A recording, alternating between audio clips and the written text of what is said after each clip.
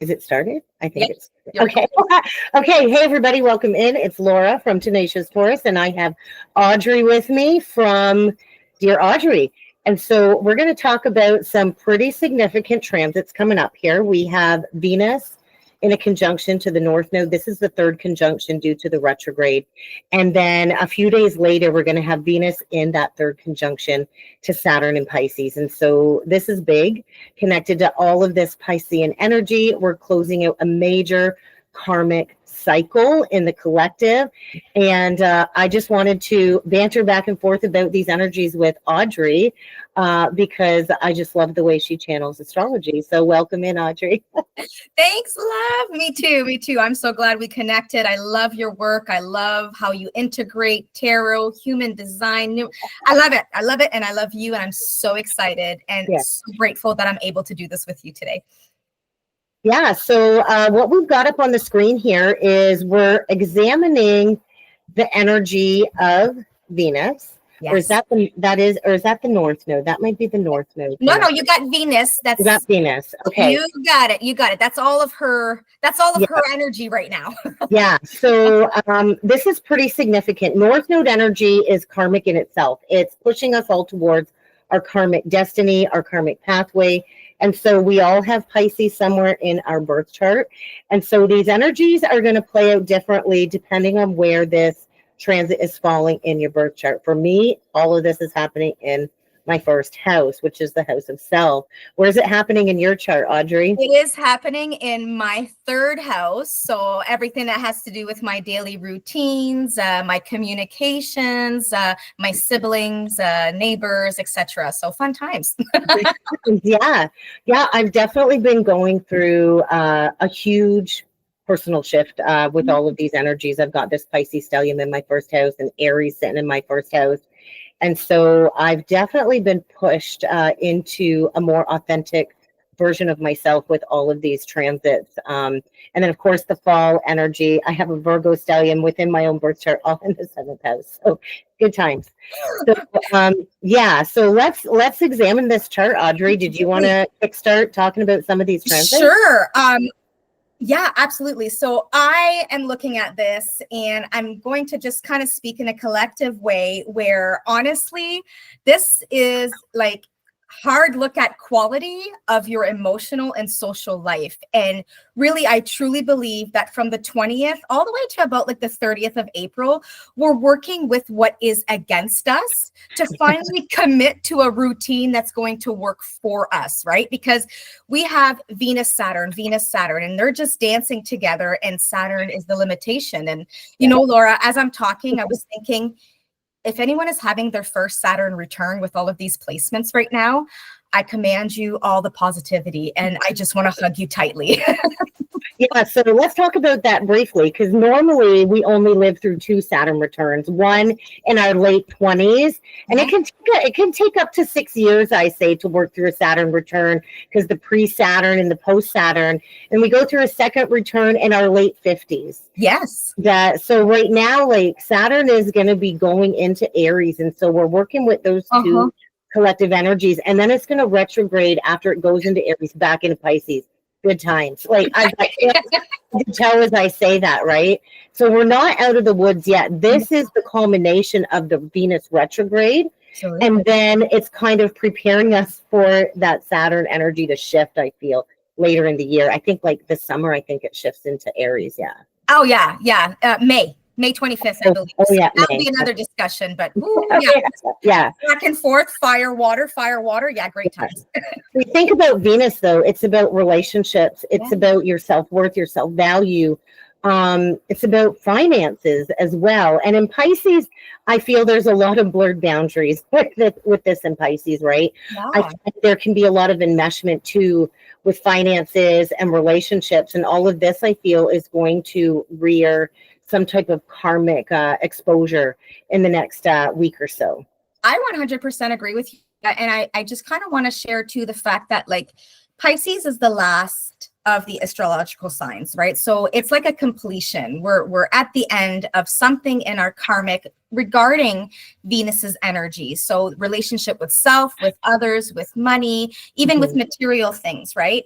And Pisces is very dreamy, and at time it can cause this fear of moving on.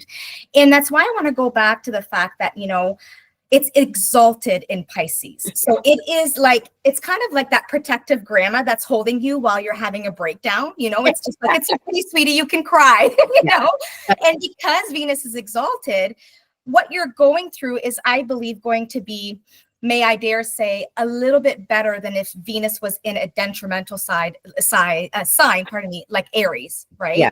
So I resonate with what you're saying. And I feel like, you know, this is a moment for each individual to really take on this balanced energy and committing, whether it is to relationship, whether it is to your values, money, or whichever it sits in, and really make that plan to move forward. But also to think back about what is karmic, where, you know, what is karmic and what does that mean? And how do I cut that tie? Like, what do you think? Have you ever worked with this?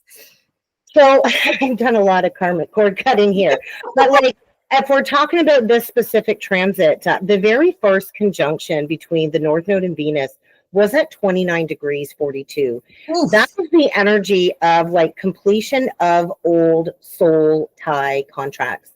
42 for me, I always connect everything to the tarot. It's connected to the Two of Cups. And so where were you guided to take those steps to close out a karmic relationship cycle? And then maybe through the retrograde, you created an illusion around that relationship of let's work it out. Well, now that's going to rear its head if you didn't heed that warning of, hey, I was supposed to walk away. And so you've had a couple months now to figure out if it's going to work or not. And Saturn's coming in and saying that illusion is likely going to be shattered. You know, because Pisces does want to dream, it wants to blend, it wants to merge.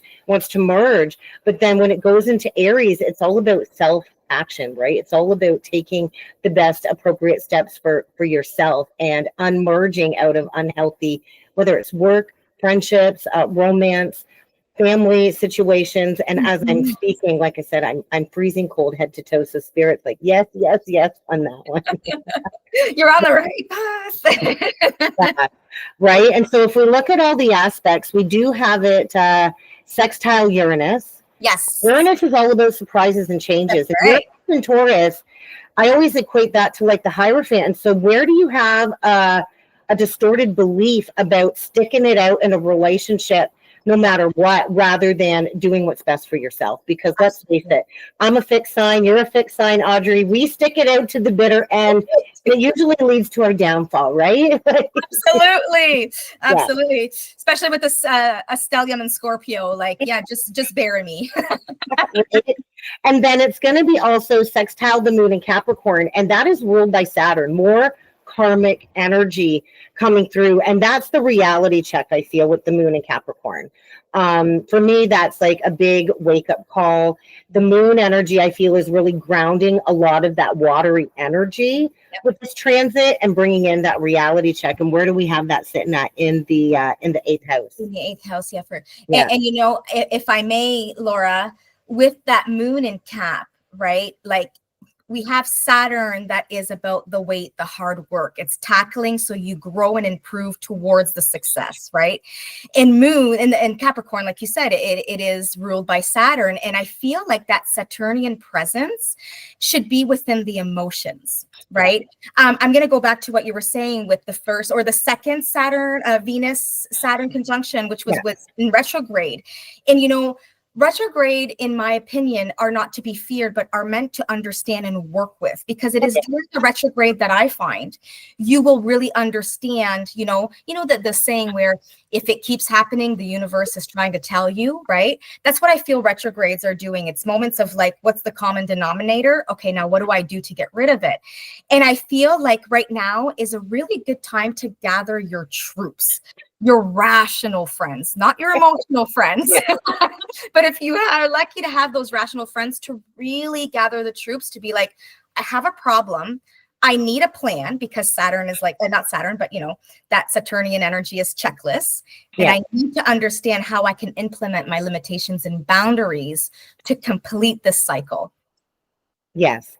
Oh yeah, for sure. Definitely right. Right in deep, eh? I see it. Well, I work with a lot of people, right? And I see these cycles coming to a close, and I see where a lot of individuals cling, right? Because they're holding on to the fantasy or the hope.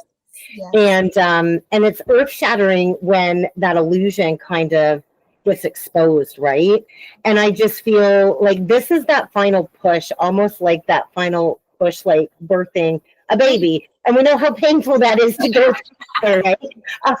But so that final push, that last push is not going to be easy to work with, right? Because then because then a few days later we got the Venus conjunct North Node and Venus conjunct Saturn within 3 days of one another. Yeah. So this is huge because this whole North Node in Pisces too is all about grounding in the mystic healers. Yes. Right. And so there's going to be, what I want to say is almost like a mass heart chakra awakening within the collective, because I do equate water to heart energies as well. And with these energies in opposition to the South Node is connected to past life relationship cycles, right? And it's the sweeping energy. So the dragon's tail is going to sweep up all of that karmic debris. So you can't ignore it, right? Because if Pisces is the dream, Virgo is like the reality check too, right? Virgo's your friend that's going to say, listen, like that's a little woo-woo. Yeah. And you got to get grounded back into reality. And it's like the reality check energy coming through too. Yeah. As you were talking, I'm just, thinking of like Pisces ruler is Neptune. And then Virgo's ruler is Mercury, right? So it's like, as you're talking, I'm just envisioning that dragon's tail communicating like, hello, like wake up, in the face. I'm communicating where your lack of clarity is here. Yeah. Yeah. It's not going to be an easy wake-up call. And then it is also aspecting Mars. And I just recorded a video this morning. Like Mars right now, as we're recording this, is sitting at 29 degrees Cancer.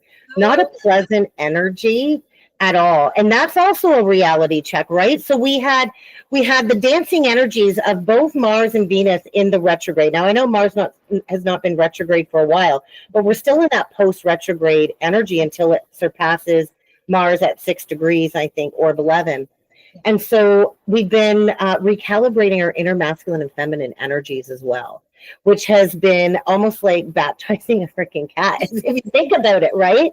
Because these patterns are in our face. Yeah. There's a lot of ancestral wounding coming up to be addressed, mother wounding, especially where the feminine collective has been the martyr and overgiven and has not poured into themselves. And like these energies is just like, it's all of this is like the perfect cosmic suit to shake us out of this collective dream to create a new collective dream is kind of how they show that to me too.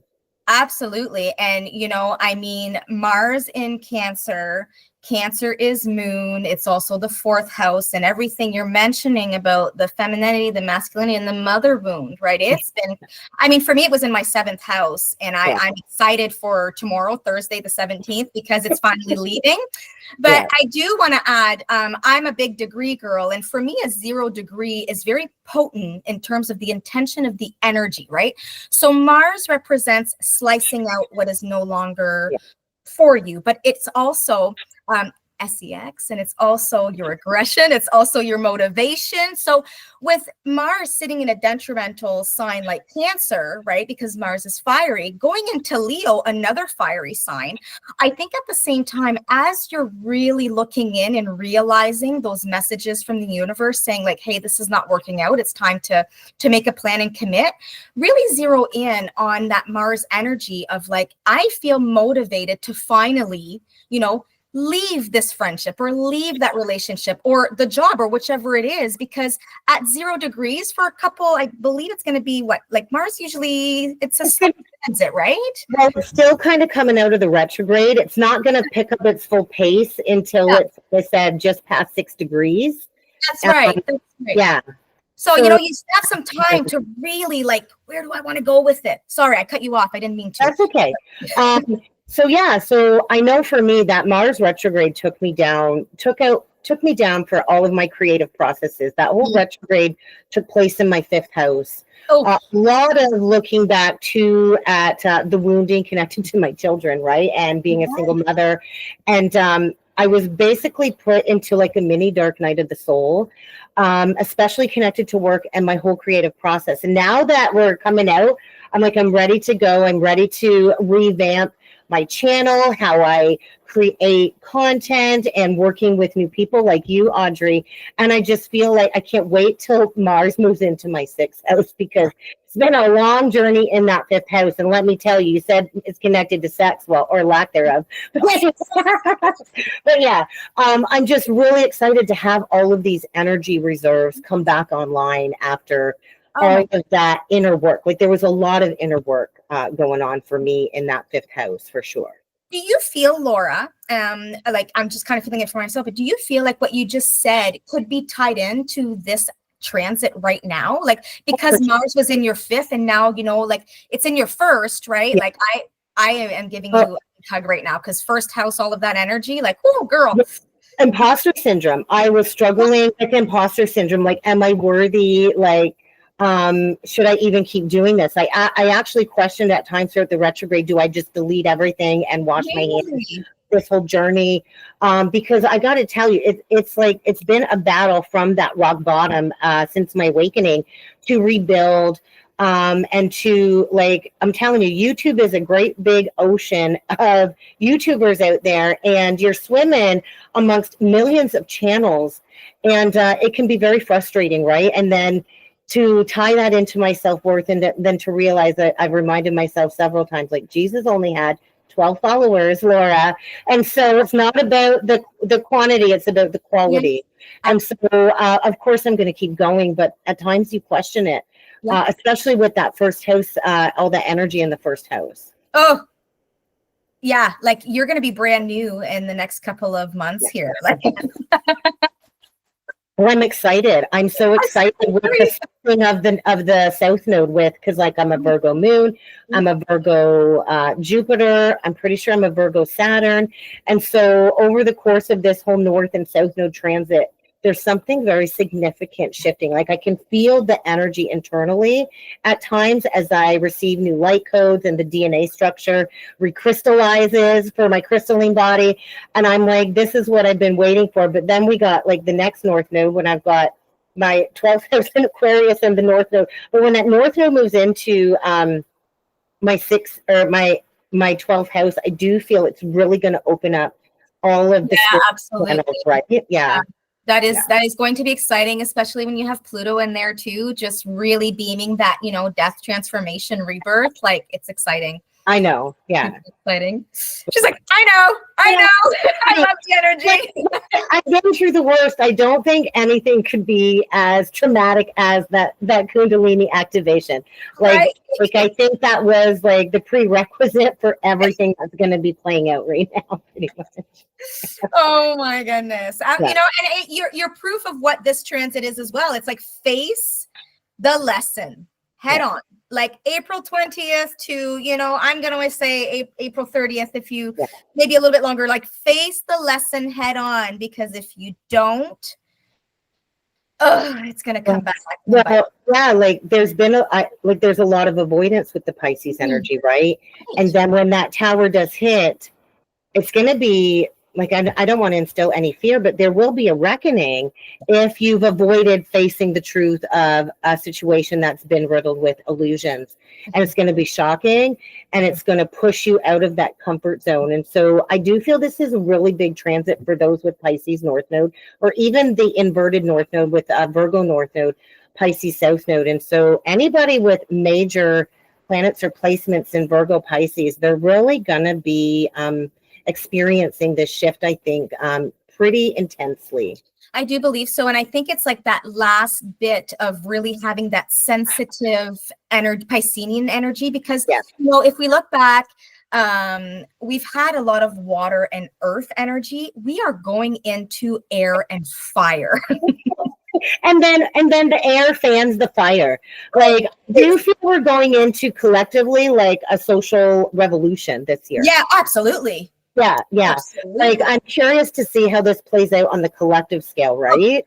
Yeah. But personally, though, on a personal scale, we all have to do our part. Yeah. That's how we do create real collective change, is by individually doing this inner work. And so I can visibly see the timeline split. You can see who's going into this split with us and who's going to fall back, right? And it's kind of like, well, we all get to where we need to go eventually.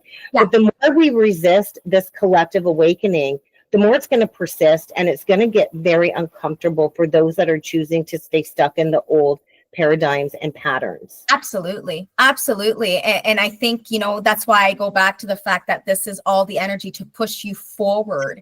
And like, there are some good aspects here, I mean, like, it's sextiling Uranus, and Uranus is a shakeup, but it can be a good shakeup, Yeah. And then just that sextile to the moon as well. Yeah. That's like, utilize that emotional feel.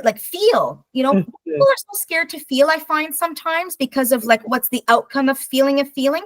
It sucks. I mean, Mars in my 7th for a long time, like from January to March, I felt my realization with Mars was, I did not have that unconditional fatherly love. Right. So it gave me like what you would say daddy issues, but those transit and aspect in that retrograde made me think like, that's okay. That was not for this lifetime. It was not for this lifetime. And that wasn't for me. I didn't come for unconditional love. I came to learn different things about myself. Right. So that's where I kind of tied it to right now with what's going on, is I need to learn to love me. Right. So it's the relationship within myself, the 7th opposing the 1st. Yeah. So, like it's interesting, and I'm excited to see the comments and what's going to come out of it. And definitely, like that karmic degree is going to even get closer to the next conjunctions of the 25th, right? So 5 days later. Yeah, because we do the North Node Venus conjunction and the Saturn Venus a few days later. And so another interesting tidbit of information, that first Saturn Venus conjunction was at 16 degrees. So there was a tower. There would have been a tower back at the end of January, around January 18th. And it would have been a tower connected to beliefs, whether it's government beliefs, religious beliefs, or beliefs about commitments and relationships once again. And so this third conjunction of Venus and Saturn is going to be at 17 degrees 13. And so there's like an Ace of Wands death quality. And so you want that new beginning, you have to go through the transformation process, right? And then that death energy does lead to a new creative spark, right? We can't stay stuck and stagnant. No. We just can't, because humanity is evolving, and all of these energies are pushing that evolution right now. We've talked about the age of Aquarius since before we were even born, right? And this is it right now, especially with Pluto and Aquarius. So you think for the next 20 years, we're rebirthing that Aquarian part of our birth chart, which is all about innovation, and it's all about bringing in all of these out-of-the-box ideas. It's the most humanitarian sign of the zodiac. And so this is where we're headed for the next 20 years, but we have to get rid of the Piscean theme of martyrdom. Oh my goodness. Yes. And to add to that too, this is great energy to release the people that no longer serve you, but to release them in a sensible way. Yeah. There's been a lot of divisiveness, right? And you're not going to be connected to everybody. We're not meant to be connected to everybody in our journey. And I think that utilizing this, this exaltation in Venus, it's kind of like saying, thank you for everything you've done for me, but now I must move on. Yeah. Thank you next. Thank you for the lesson. On to the next. Exactly.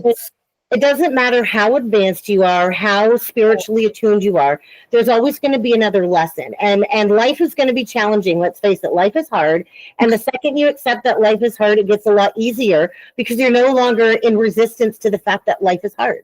It is. Yes. And it always is going to be. There's always going to be another hurdle, another challenge. And when you actually can complete the lesson and be thankful and grateful for the lesson, then you're ready to level up and learn the next lesson. Right? Yeah, I love how you said that. It's not many understand but it's true. Be grateful for the lesson. Oh, that's beautiful. Yeah. Beautiful. Yeah, definitely. And so did you want to try and pull the Venus conjunct? Yeah. Let me go to the next one. We're gonna try this. Okay. So we're going back here. I'm gonna go here, change the chart. Fingers crossed. Fingers crossed it's going to work and pop up. Crossed. Okay, April 25th. I'm going to come back to you and window. Okay. All right. It's coming. Okay. What do we see? I just see you right now, so let's hope you stay in the right. Okay. Oh. Okay. Okay. Hold on. It's okay. We're gonna what's it doing here? Is it working? Oh, almost there. Almost. It's okay, love. Give me another window. Okay. Share. Come on. Okay. Oh, yay, it's working. Okay, because I can still see you. Perfect. It's working? Okay, so, not a lot of people know how to read astrology wheels, but it's looking like a lot of chaos. Let's have a look at that for a minute, that wheel. So, Audrey, will you hit Venus again? And let's really Absolutely. Let me go. Where are you? There she is. She's at 27 degrees. Okay, you see the aspects there? Okay, yeah. So she's still in those trine energies that we talked about. So really not that much has changed with the energies with Venus. So I just feel we're in I'm going to say a portal for the next week or so of closing out these old timelines. And so I'm ready. I'm ready for the next level. I'm so ready for the next level. So yeah, I just feel we're in this rebirth process. We're still in the midst of it. And you're right. I do think until probably the end of April, we're going into that new moon in Taurus too. The day after my birthday, the 27th. And if my memory serves me correct, I'm pretty sure the new moon is at 7 degrees 46. Yes, you are correct. Chariot, 6 of Cups energy. We're moving on from the nostalgia. We're moving on from looking back at the childhood patterns. We're ready to take the reins. The best, I think, probably one of the best new moons to plant a seed would be the Taurus new moon. Absolutely. Yeah. So this is a huge opportunity after this clearing to really plant those intentional seeds for what it is that you want to build, because Uranus too is in Taurus right now, and it's going to be going into Gemini. Yeah. And so we had a little taste of what that Gemini energy was going to bring with Jupiter in Gemini, which is also going into Cancer, which is also exalted in Cancer. And so this year is the year of all years. This is what we came here for. Right? Yeah, it is. It's true. It's a big year. It's a big year. Yeah. And I feel like this is going to be a continuation of the story from April 20th. And one thing here that, I'm just it's that Mars opposing Pluto. And it's just I think it's a little bit later, but you're kind of seeing that disruption of and it's the third time with Mars opposing Pluto, right? We had it November, January, and now it's the end, right? Everything comes in threes. Yeah.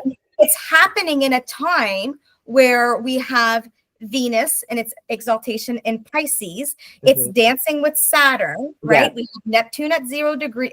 There's just so much of I'm just going to say it because I'm just my authentic self. The Delulu needs to go. It does. Yeah. It does. And it's going to be forced out of our lives because we're going to have Saturn and Neptune dancing, holding hands for a better part of this year. They're both going to go into Aries. Well, we already have Neptune in Aries, and Neptune moves slower than Saturn.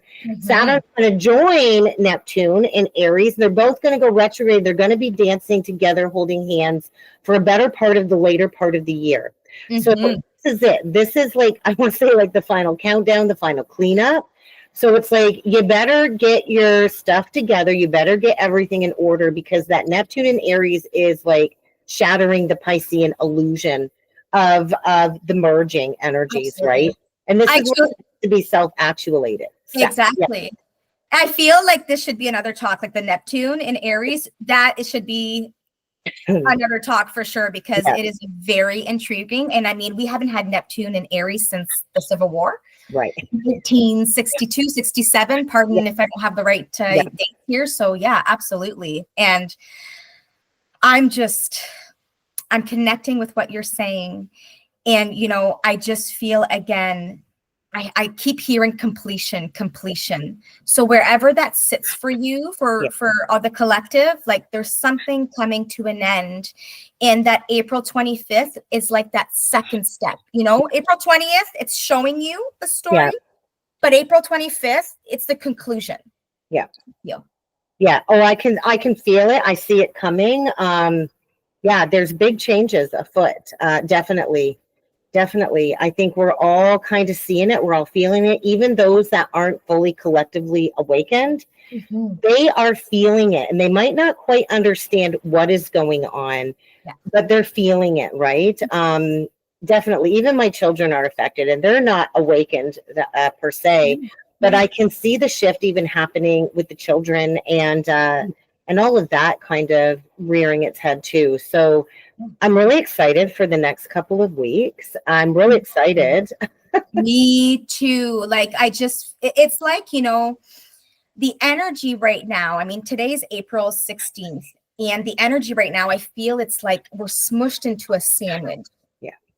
You know, but like you see that light that's just slowly shining, and you know you're going to get to it, but there's that energy of like moving forward. You might know, you might not know, but if you take the time to truly meditate and sit with yourself, and this is why I always say it's so important to know your chart. Just know your chart. You don't need to know the language in the middle circle, but know where your houses sit, where your signs are and your planets, and really function with that. Because when you know where your north node, your south node, Mars, the moon especially, and Venus, like you kind of can relate to it, right? I mean, I'm a Venus in Cap, and for me it's always been like that societal stuff, and I feel that crumbling within myself, and it's due to all of this energy in Pisces moving into Aries that's waking me up and saying, you're not in the right spot.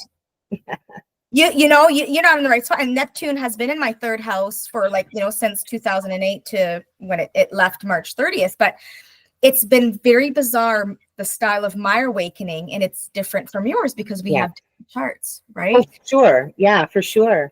Because if I were to look back when this Pisces energy really was affecting my first house, it would have been a couple of years before I became a mother. And I have been struggling with karmic relationships since then, and closing out those karmic relationship cycles, and the fantasy or the illusion of a knight in shining armor coming to save me, right? Because I was a Disney princess growing up, right? And so shattering those collective illusions, like I always say, nobody's coming to save us, but we will people along the way to ignite the light to keep us going. But you have to save yourself. And I do think that Pisces energy, you're waiting for somebody to come and save you, when the Saturn energy is like, no, honey, you've got to do the work and save yourself. Like nobody's coming to rescue you and getting chills. So nobody's coming to get us. Not even no one. Spaceships up above, nothing's coming to save us. Yeah. You know, it's true. And I feel like, you know, you're speaking, and it's funny, like, I mean, how our opposing signs just relate to each other, because I grew up too thinking I was a Disney princess, and I'm like, where the F is my prince? Where is he? Because like it's not happening here, you know? And yes, since Saturn entered Pisces, even though it's my third house, it's really brought me to the importance of communicating correctly and feeling with rationality instead of impulsivity and emotions, you know? So yeah, like for me, so I'm actually a Mercury in Aries. And so I really struggled with this Mercury retrograde back into Pisces, just like communicate, like putting my message out there was a little bit more difficult. I'm really glad that Mercury is going to be going forward again, right? But definitely I've been reevaluating my patterns, how I communicate with people and my kids even, because I'm a second house Aries, really reevaluating my self-worth too, and what needs to be rewired, connected to feeling inherently worthy just as I am without constantly doing. Yeah. So that was a tough one too with the retrograde. Oh, yeah. Yeah. I mean, since December 6th, 2024 to like now, like this is the final chapter here. It has been a whirlwind of WTFs, you know, I think individually for everyone, no matter where this is in their chart, but also as a collective where people are waking up. And what I mean by waking up is they're waking up to the reality of what is. And I find that, you know, sure, Neptune was exalted in Pisces because it rules Pisces, etc. It really had that that effect of like swaying people to believe and not fact checked. And it's, you know, been in the next couple of years where, you know, you're like, okay, well, where's your sources from? Why are you feeling this? You know, and we're speaking more as to why, and people are going back into that faith. And that's one of the most beautiful thing with the Piscean energy is people are going back into whatever faith it is that they believe in. But you're also seeing an uptick in terms of like astrology, naturopath and energy healing and Reiki and such. So it's really like you've seen it's done its job. And now I believe that we're going to go into the self, not selfishly, but into the self so we can be better humans and communicate, collaborate together as a better community. I went on a tangent. I'm so sorry, but that's okay. I feel that 100%. At least I hope that that's what's coming, right? Yeah. Because this is where we're at, right? We're all supposed to be individually owned and operated. Yes. Here to create interdependence within relationships. So we're releasing the codependencies. Yeah. Right. We're releasing that illusion. Right. And you're right. Like sitting with what actually is, not with what you want something to be, because we have to be in the present moment with this is the facts. This is where we're at. This is what I'm working with. And you have to build upon what's real and right in front of you, not what you want something to be, whether it's your career or a relationship or you have to be grounded in the present moment. And I think the Pisces energy, it's like we're coming back down to earth after all of this ethereal energy.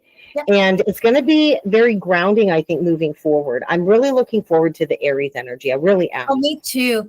Me too. You know, like it's just since January, we saw the fall of Hollywood. We saw the fall, like of so many, you know, oh my goodness, I like have, you know, I don't have the word, but like just that goo goo gaga for superstars. And now we're like, well, show me that independent artist that just painted that, or I want to go support my local music artist, you know, like that shift. And it's so exciting because it's just showing that prelude to that Aries energy, right? That's where we're headed, right? This is how we manifest the age of Aquarius. It is the age of creation, and we're all here to be conscious co-creators of some sort. We're going to see like the industries, like the factories and all of that, that's all going to start to dwindle. Yeah. As people step into being entrepreneurs and leaving the corporate world behind. I don't know what that all is going to look like in the future, but the Aries energy is like, I want to be independently owned and operated. I don't want to work for somebody else. I want to work for myself. Yeah. And it takes a lot of self-discipline. And so I do think that's where we're headed, but it's going to take time, right? With all change, it takes time to get there. Absolutely. 100% agree. And I mean, I think this is the year, the second half of this year, I think will be more positive, but it is going to collide with what you're saying. It's people just adjusting and taking in and understanding that things take time, and also awakening to, oh, there is a shift, there is a change. Yeah. You know, and I think the most important message about this shift and change is do not panic. Yeah. Do not panic, because you already have all the tools needed to move forward. Yeah, don't go out and buy all the toilet paper like everybody did. No. Let's do that. There's more than enough to go around. The universe is infinitely abundant, and I think that's where the mind shift is going to start to change, right? I had to remind myself that, like, the universe always provides, right? It always provides. And so that's where we got to lean into the Piscean trust too, a little bit, I feel, with these aspects too. Yeah. So, Audrey, are there any closing thoughts? So we'll wrap this up, and I would love to invite you to come back again for another banter, of course. Absolutely. Please, please, please. Like, this is the beginning of something. I think we're going to be working lots together, Laura, and really providing some cool, innovative, and creative energies to the public. My last thought is really, I think that if there is a moment this year to really sit within yourself and, close out everything, shut the blinds, it's from April 20th to about April 30th. Do not exert your energy. Do not try to explain your emotions. Do not try to make sense of it, but sit, meditate, and about at the end of the month, beginning of May, everything's going to come together and make some sense to you. In my opinion, that's my last. And speaking of May, I believe May the 4th, Pluto goes retrograde for 5 months. So that's going to be another deep process of rebirth. And so all of these energies are working together to prepare us for that retrograde, because last Pluto retrograde, it dipped back into Capricorn. Now, the retrograde is going to be all in Aquarius. And so we've got a taste of what that was the last retrograde. And now we're like full in the Aquarian energy. So yeah, this has been a great time, Audrey. Thank you. And so everybody, this is Audrey. I will put her link to her Instagram down below in the comment section, as well as the description box of this video. So go check her out. Go give her a follow. Is that what we do? We follow on Instagram. My daughter would say like and subscribe. Like and subscribe, whatever you do on that platform. Please go and support Audrey. Her insights are amazing. I love that we're the same but opposite. That's what I love about Audrey. The same but opposite. So she's the yin to my yang, or whatever. But yeah, so thank you so much, Audrey. I'm going to see if I can figure out how to turn off the recording, and I will see you soon, my love. Yes.